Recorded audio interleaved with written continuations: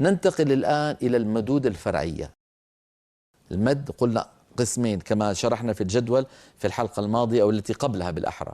قلنا المد إما أصلي وهو الطبيعي يلحق به البدل، العوض، الصلة الصغرى، تكلمنا عليها كلها.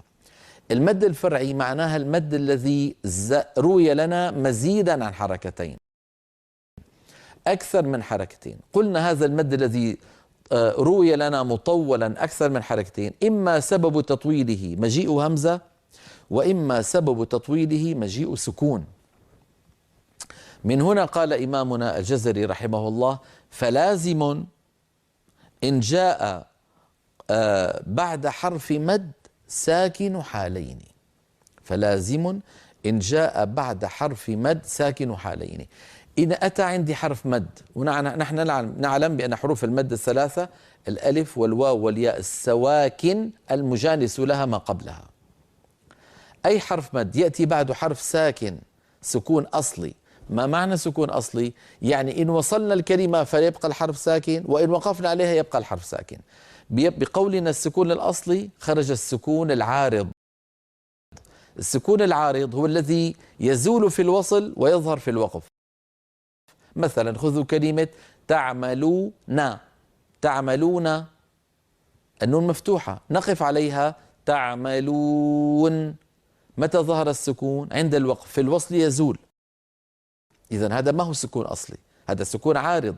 عرض بمعنى طرأ، جد في الموضوع عند الوقف. بينما السكون الأصلي إن وصلنا فالحرف يبقى ساكن، وإن وقفنا الحرف يبقى ساكن. خذوا مثلا في الفاتحة التي نقرأها كل يوم: ولا لما نقول هذه ألف يعني حرف مد. ماذا يوجد بعده؟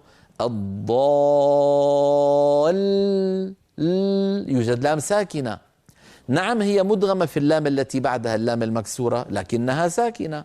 فنحن نعلم أن كل حرف مشدد في لغة العرب هو بمنزلة حرفين ساكن فمتحرك. فلما نقول ولا لي ننطق لامين، لام ساكنة يتلوها لام مكسورة. فالألف في الضالين أتى بعدها سكون. هذا السكون هو الذي جعل مبررا لتطويل الألف عن حركتين. من هنا سمي هذا المد مد فرعي. المتأخرون من القراء على أن المد اللازم أطول المدود وله مقدار واحد، 3 أضعاف الطبيعي. إن حبيتوا تقولوا 3 أضعاف الطبيعي ممكن، لأنه الطبيعي حركتين، 3 أضعافه معناها 6 حركات.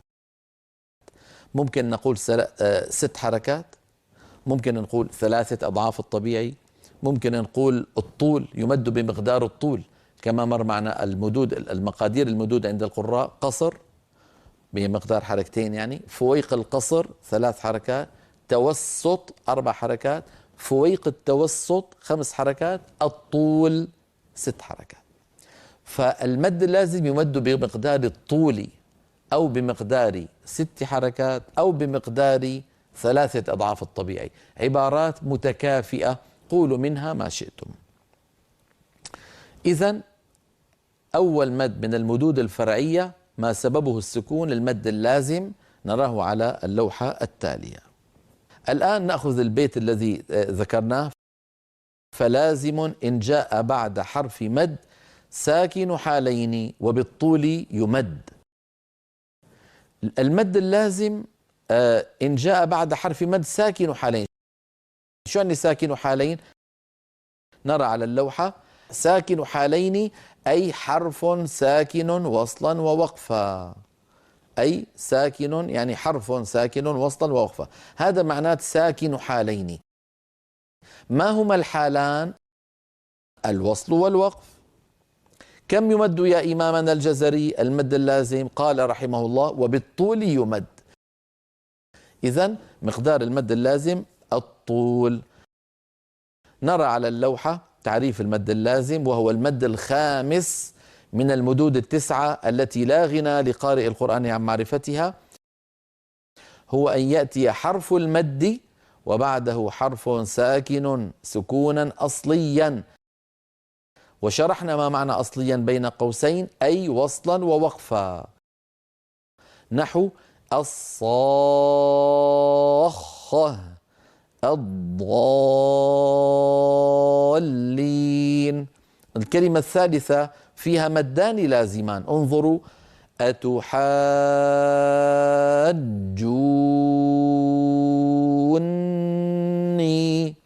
فقبل الجيم المشددة ألف، وإن كانت غير مكتوبة في الخط لكنها منطوقة، وزادها علماؤنا على شكل ألف خنجرية ووضعوا فوقها علامة المد كما نرى على اللوحة.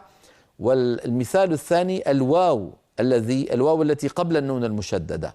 إذن هذه الكلمة فيها مدان لازمان.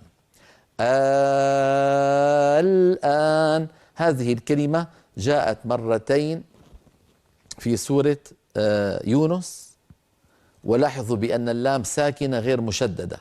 ليس في القرآن مثال لحرف ساكن سكون أصلي غير مشدد على رواية حفص عن عاصم إلا هذه الكلمة التي جاءت مرتين في سورة يونس.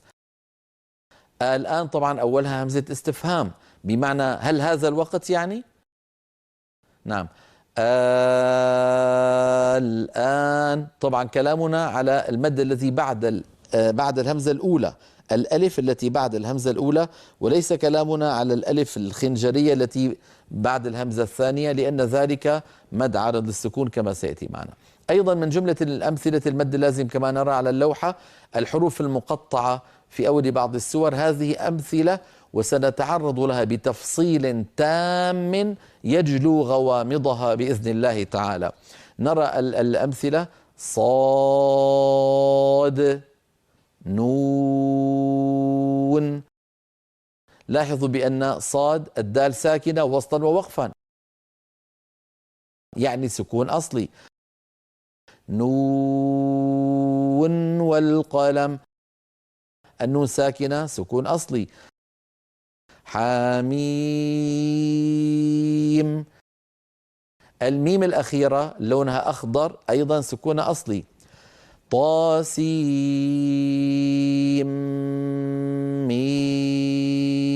ميم، هذه فيها مدان لازمان. المد الأول الياء التي بعد السين، والمد الثاني الياء التي بين الميمين كما نرى موضحا أمامنا على اللوحة. نكتفي بهذا القدر من حيث شرح الأحكام.